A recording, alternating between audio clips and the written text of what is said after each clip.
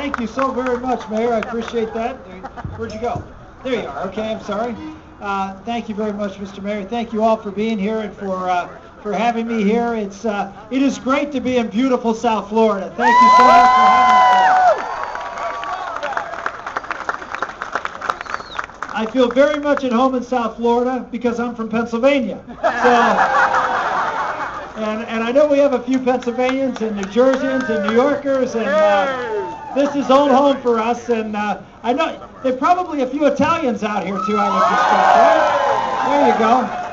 So it feels very, very much at home. I'm so excited to be here. I thank you all for coming out and being here with me today. As the mayor just eloquently stated, you know, and we have 3 races so far. We've had 3 winners so far, and now Florida can start to send the real winner on to the victory in the future, and I hope it's us.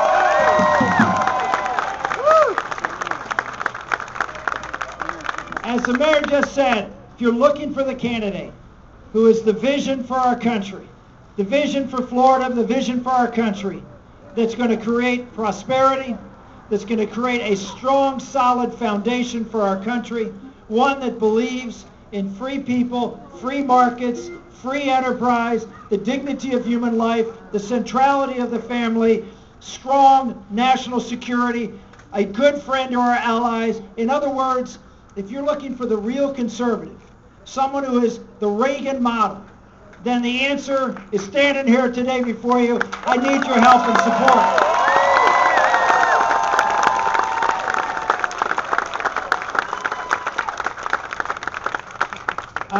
It is great. It is really great to be here. I mean, we felt very good about what happened in the last 24 to 48 hours at the end of the primary in South Carolina. We did pick up that win in Iowa that was a little belated, but nevertheless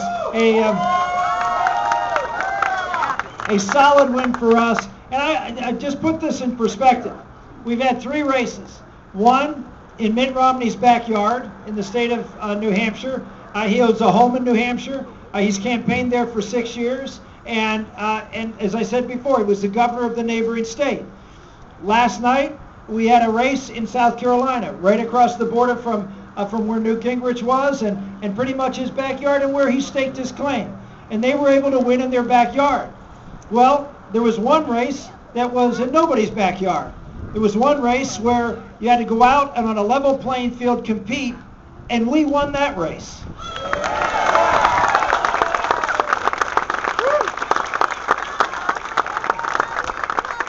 And we're going to go out and campaign all up and down the state of Florida. We believe, you can applaud any time when I say Florida. That's good. We believe our message, our track record, and our vision for the future, and the way we line up best. Look, this election's going to come down to who can best defeat Barack Obama and be able to do what's necessary to transform this country away from the statist model that Barack Obama has tried to impose on this country. Those are the 2 things. So it's real important. I mean, you know, look, Florida voters have an opportunity to really have the chance to sort of, now you've seen this race narrow to 3 candidates who can be president. You have 3 candidates who can be president. That wasn't the case moving into South Carolina. When South Carolina started, there were 5 or 6 candidates that were vying for the nomination in South Carolina, and it shrunk just a couple of days before, and it was sort of a mess. Well, Florida can now step back and say, okay, who do we want? Who is the candidate that we should, here in Florida, put our stamp of approval on? Who is the best candidate? Who's the best candidate?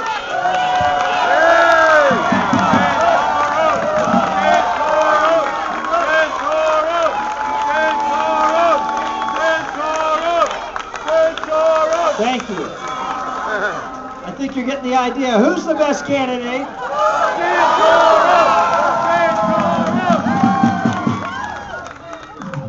Who's the best candidate put up against Barack Obama? Right? Who? And the reason is you got to look at where this election's going to be held. Everywhere it talks about, well, this is a national race. That's true. But there are about 10 or 12 states where this election is going to be won or lost. And we need to look at the three candidates and say, well, who has the ability to go up toe-to-toe with Barack Obama in the states that matter? Let's just be honest. You're getting it. Let's just be honest. South Carolina is not a swing state in a general election. All right? The swing states in the general election are, you know them. Obviously, number one biggest swing state in the country is Florida. There you go. All right? So number one is Florida. So you have a huge role to play here. So look at from the perspective of who's that candidate that can win Florida, that can win Pennsylvania, that can win Ohio, that can win Indiana, that can win Missouri, can win Iowa, Wisconsin, Virginia, North Carolina. Look at those states and look at what they have in common. Look at those states and look at where a candidate who's coming forward, what their background is, their background both personally and professionally, what their background is, what their policies were, how they work for the American people, and what the vision is for our country. You got to look at all of those things and say, well, who is the person that lines up best? Who is the best contrast? And who has the message that can get the voters we need in these key states to be able to win this election? Right?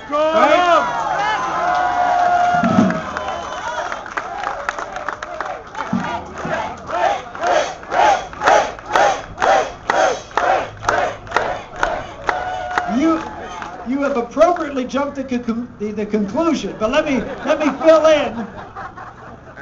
fill in why we're the best candidate to make that case and to win this election.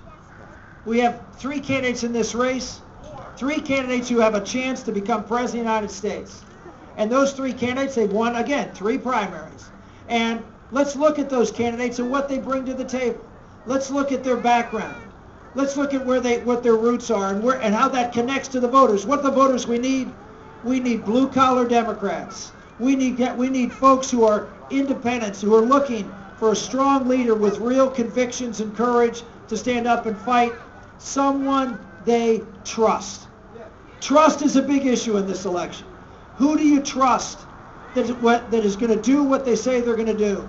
And so if you look at that, you look at the record, you look at a record of someone who was governor of Massachusetts and, well, didn't necessarily govern all that conservatively. You look at someone who was Speaker of the House. And again, these are friends. I know them. They're good people. But when Newt was Speaker of the House, well, within 3 years, the conservatives in the House of Representatives tried to throw him out. And in the 4th year, they did. Why? Because he wasn't governing as a conservative. He didn't live up to all of the hype. If you look at what he tried to do and what he accomplished, it just didn't match with what he said.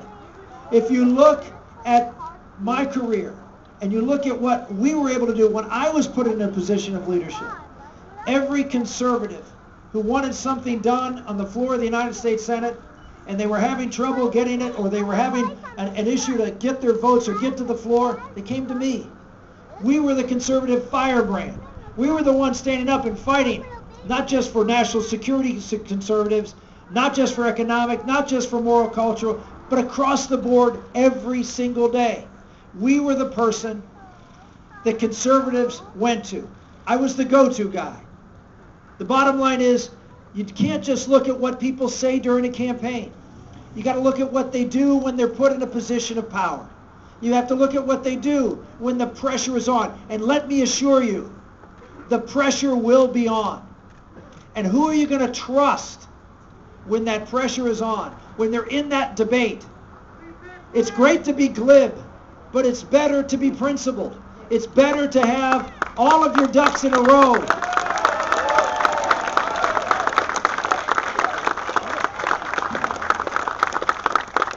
It's better to have someone of principle, someone who has been there, someone who's not afraid when they get accused of being intolerant or whatever the case may be, who stands up and says, I'm not. But I believe what I did was right.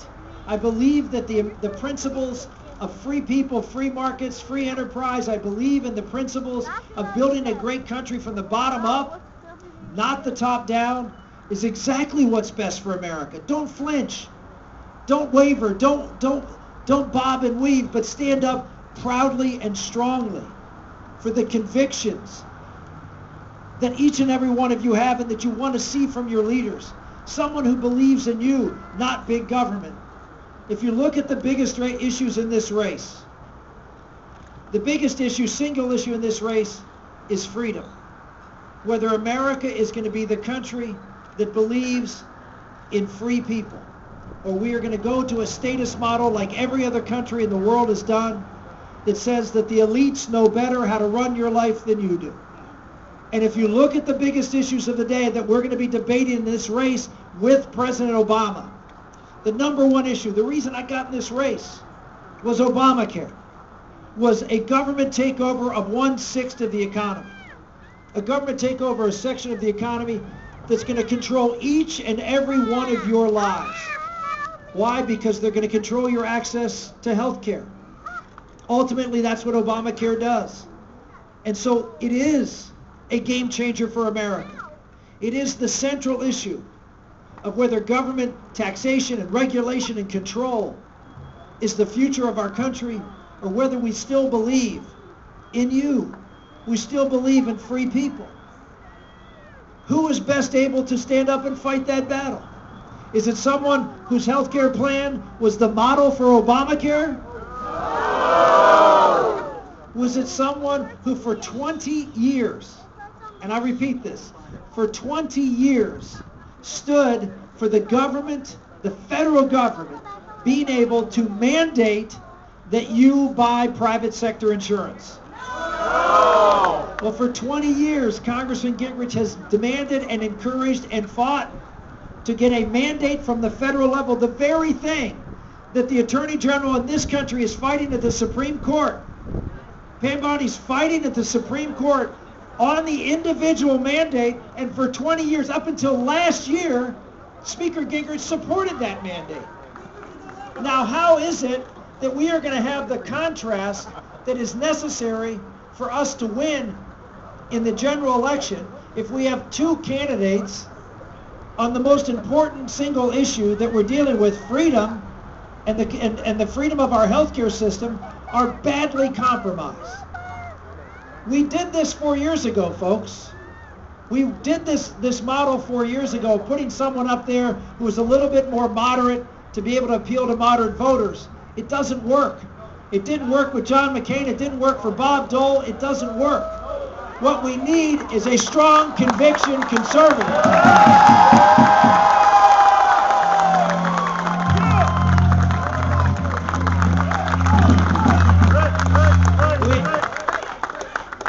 We don't need someone who sits on a couch with Nancy Pelosi. We don't need someone... I mean, it's not as bad as sitting with Debbie Wasserman Schultz, but it's great.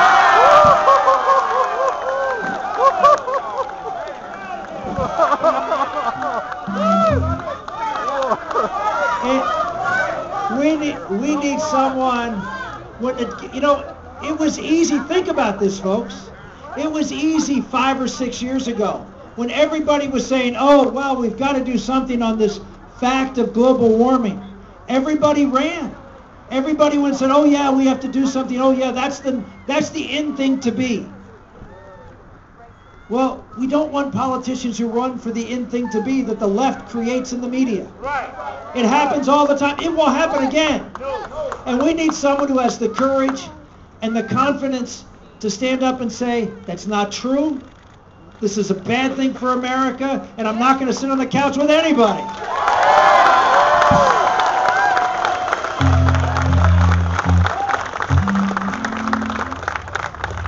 I remember all of the intensity.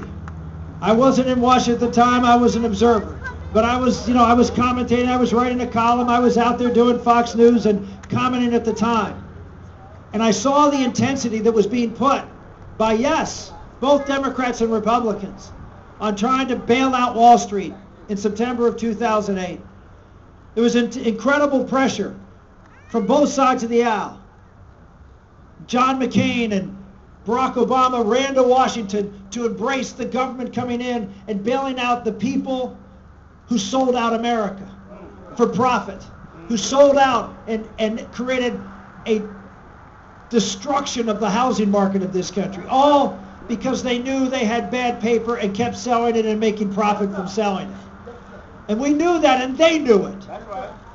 And yet, we all gathered together in the crisis and sold out the principles of America and created a great moral hazard that was reinstated by Dodd-Frank, that if you go ahead and you do that again, we'll bail you out again. Well, everybody's against Dodd-Frank now because, well, every Republican, well, it's obvious we don't want to bail them out again. Well, what about bailing them out the first time? Where were they the first time this happened? Well, we had the principle of government dramatically interfering with the private sector, putting your tax dollars at risk, bailing out people who did unethical, immoral, and even illegal things to profit at your expense. Where were they when it came to that? I can tell you where I was. I said, you know what, this country may suffer an economic decline, a deep one, but it will have even a deeper decline if we set the precedent for the American people and for the government of this country to step in and bail people out, bail out Wall Street, bail out the big banks, bail out the bad behavior, make sure that every one of them make a profit, while the rest of America, including South Florida, suffers from a housing depression as a result of what was done.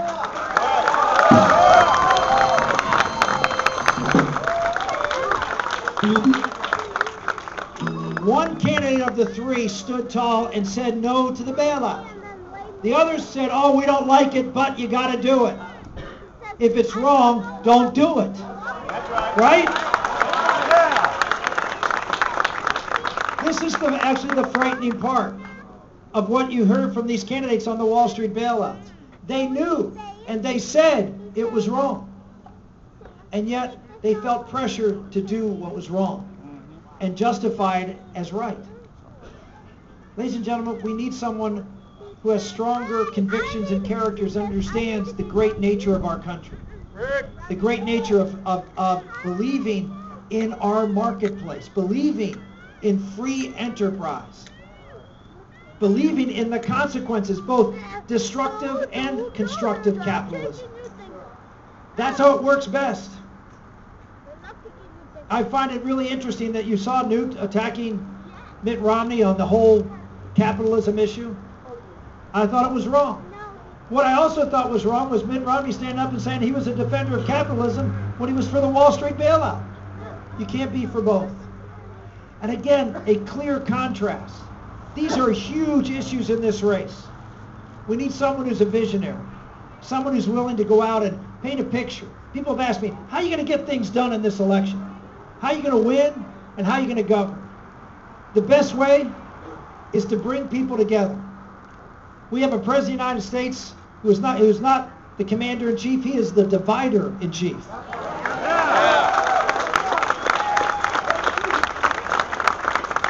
He is someone that goes out every single day, just like he did on the Keystone Pipeline, and picks his political group that he's gonna be for and divide it and try to say, oh, these folks over here are bad.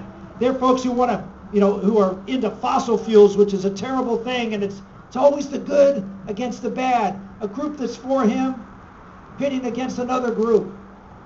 This is how the president wants to win this election, by dividing America up by groups of people, by income, by ethnicity, by race. It's always about dividing for his own purpose.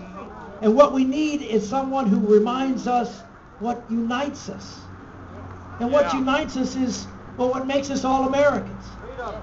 What makes us all Americans? People who come to this country, and I'm sure there are recent immigrants here, people that come to this country like my father and grandfather did. They came, and as soon as they stepped foot in America, they became Americans. Why? Because they believed what Americans believed.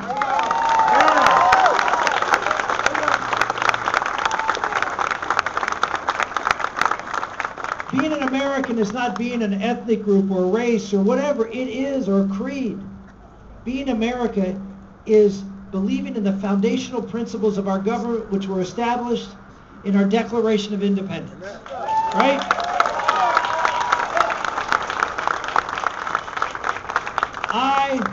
I love the Tea Party. I have loved what they have done. I love what the Tea Party has done to revitalize a passion for our Constitution. It is absolutely important, and I love the fact that they not only go out and campaign and work, but they also hold all sorts of educational opportunities to talk about this, the Constitution of the United States. And it's a great blessing to have that rebirth and revitalization of the Constitution. But we have to understand that the Constitution is not the only consequential founding document. The other one is the Declaration of Independence. And you can't understand the Constitution unless you understand the role the Declaration of Independence plays. Right? And so, and this is important to understand, that at the heart, that the Constitution is the how of America. It's the operator's manual of America. But the why of America, who we are, is in the Declaration. Yes. And it's those words that all of you know and thank you, and learned when you were in school. Those words, we hold these truths to be self-evident, that all men are created equal. That's right. And endowed by their Creator with certain unalienable rights. Among them, life, liberty, and the pursuit of happiness. That's what makes America. It's not our Constitution which makes us different than every country in the world. France has had a constitution later on, certainly after the American Constitution, which was very similar to the American Constitution. What made our Constitution different was what rights it protected. You see, there are rights established here in the Constitution, but they were the rights, they weren't the fundamental rights. The fundamental rights don't come from the Constitution. They come from God. That's right. And so those fundamental God-given rights, and the Constitution is there to do the one thing. Everybody remember the movie City Slickers? Yeah. The one thing that Curly used to talk about. Not Curly from the Three Stooges, the other Curly.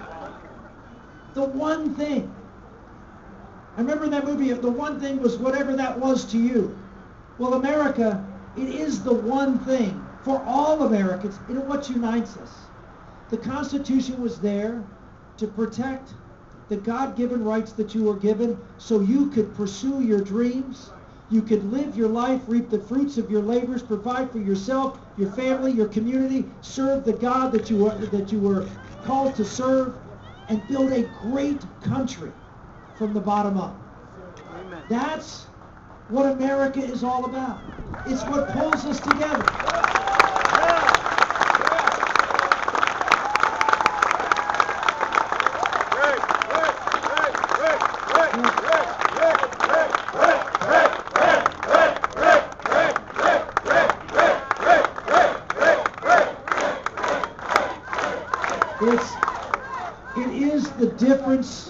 It is the difference between two visions of America. It's a vision of America that says, no, we reject that idea. You know, it just didn't work. If you read President Obama's speech in Kansas a few weeks ago, if you read some of his closest advisors, they're all saying now, free markets don't work. Capitalism is a failure. Individualism is a bad thing. And that we need more government. You need to trust the government to do more things for you. You will be better off. You will be better off if we tell you what health care or what light bulb or what toilet you have. Right? What loan you're going to get. We're going to tell you, if you're the Catholic Church, that you have to provide for contraceptive and abortifacients in your insurance policy, because we know better than you do. This is what the Obama, and you know they just lost a Supreme Court case again with churches, saying who they can hire for their minister jobs. This is and they're fighting. The Obama administration continues to fight to be able to restrict your liberties because they don't respect your fundamental rights. They believe they have the rights. And it's their job to redistribute them. Ladies and gentlemen, this is the most important election in your lifetime. Right?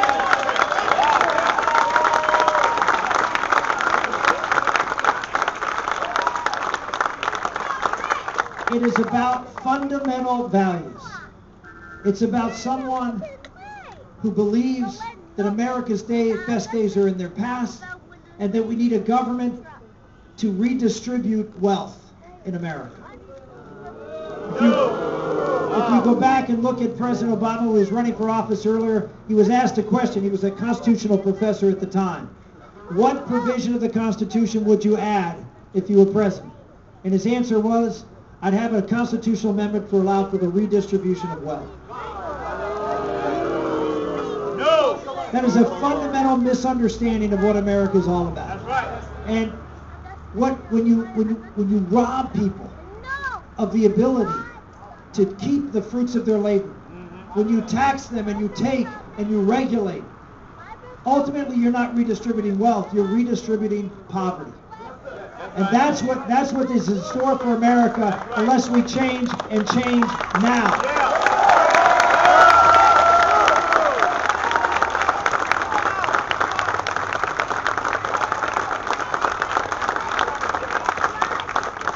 I want to cover one other area because it's important.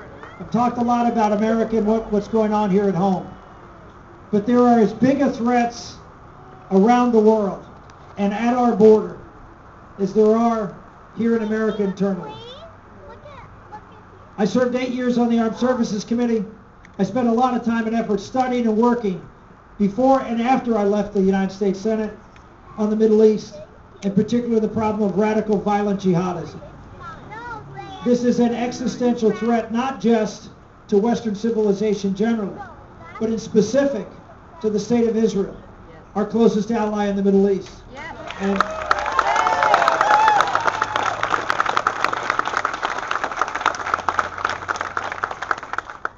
there will be a moment or moments where America's resolve is going to be tested in the next 4 or 5 years when it comes to Iran and other countries in the Middle East who seek to do grave harm to the world and to the Western world in particular.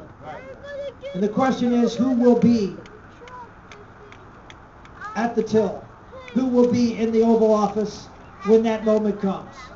Will it be somebody who has experience, someone who has thought through these issues, someone who has had a consistent, strong, and principled record, someone who went out before it was in the popular lexicon to talk about these problems and advance the cause of fighting against radical Islam? I did it when I was on the Armed Services Committee before the events of 9/11.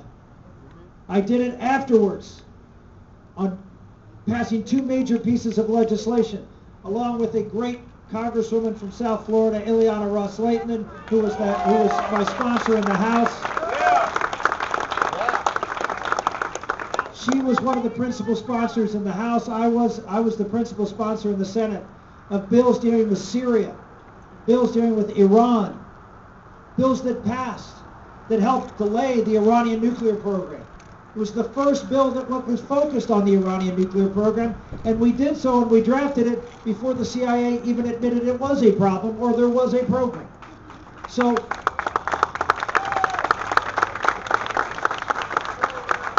if you look at my record, look at it with respect to someone who was able to look at a problem that was confronting this country and confronting our allies and see whether they got it right, they analyzed it right, and they had the appropriate measure to put in place to make sure that we solved the problem. I'm looking at the problem of Iran right now. I've analyzed it. I've been studying it closely for 10 years. And we've put forth a plan, unlike any other person in this race. And we've been very specific. If you're going to elect Rick Santorum as president on any issue, you're going to know what I believe, and you're going to know why I believe it. We're going to be accountable to you. We trust you. I trust the American people with the information and knowledge Because what a good leader does, he doesn't tell you what he's going to do. He tells you what the problem is. He tells you what the options are, and he gets consensus to be able to act in the best interest of our country. That's real leadership.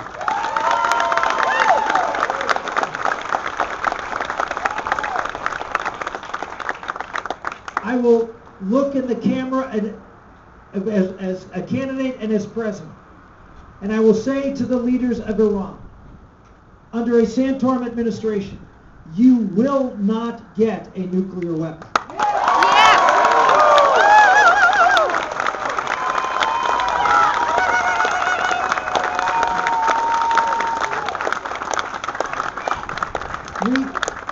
We will have a policy in place.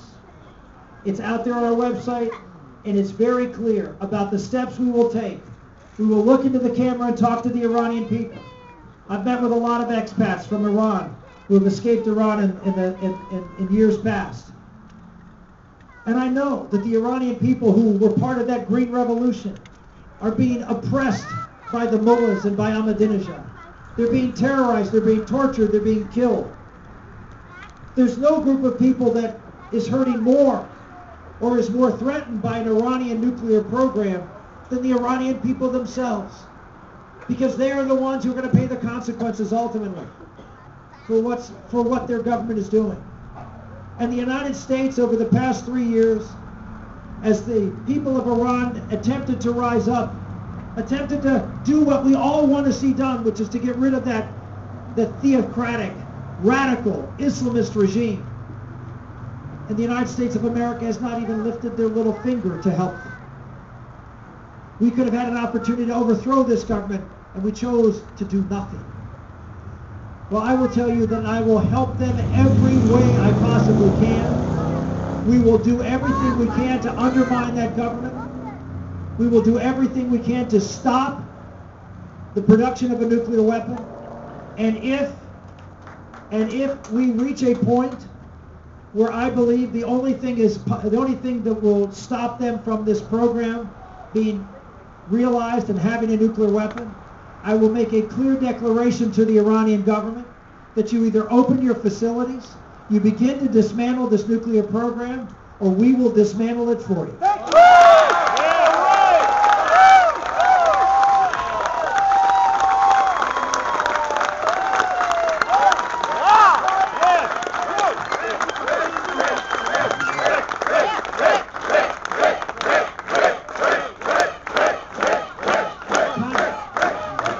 Contrary to what some people will say, that is not an act that will start a war. That is an act that will prevent a war.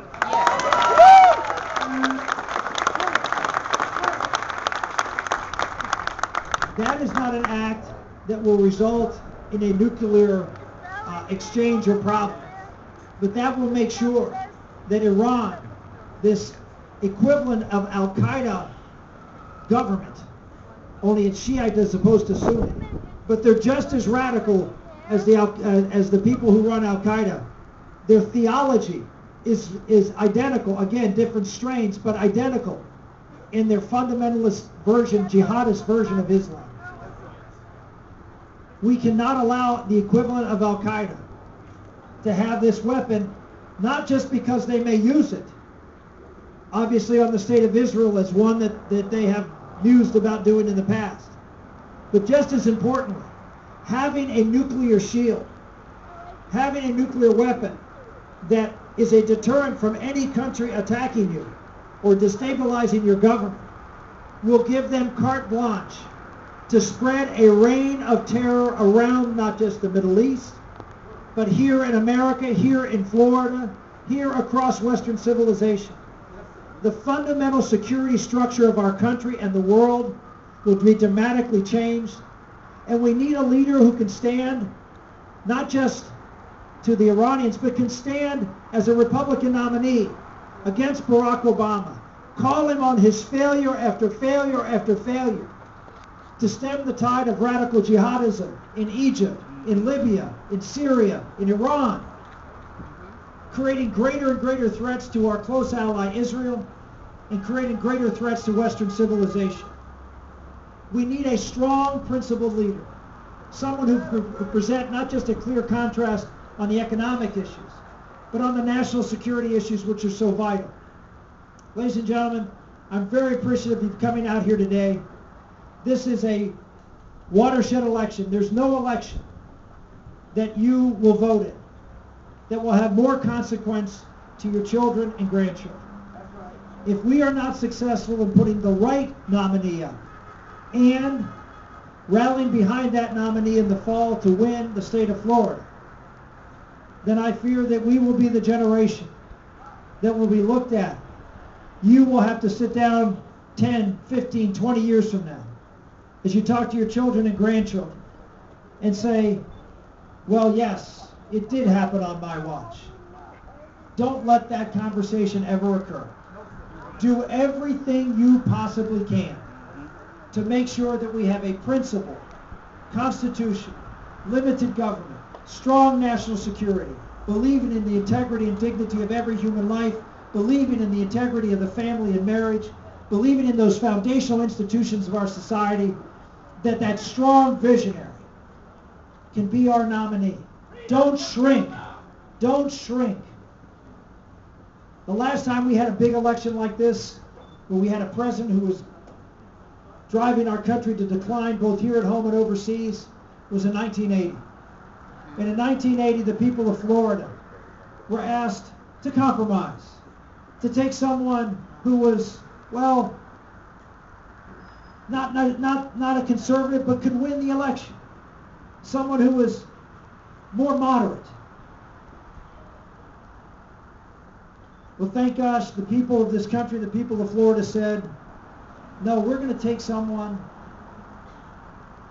who is exactly what America needs. Not what the pundits and the pollsters say, but what we know in our hearts is true. Someone whose name was Ronald Reagan.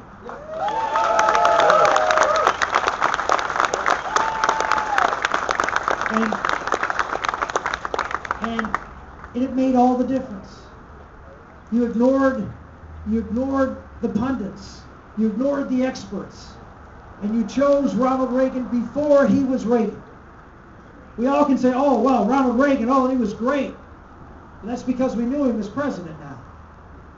But when the people in the Republican primaries across this country were told that they had to settle for less because this guy was too conservative, this guy was someone that would be a hard time winning an election. He wasn't electable. The biggest hit on Ronald Reagan was he was unelectable. He won 49 states.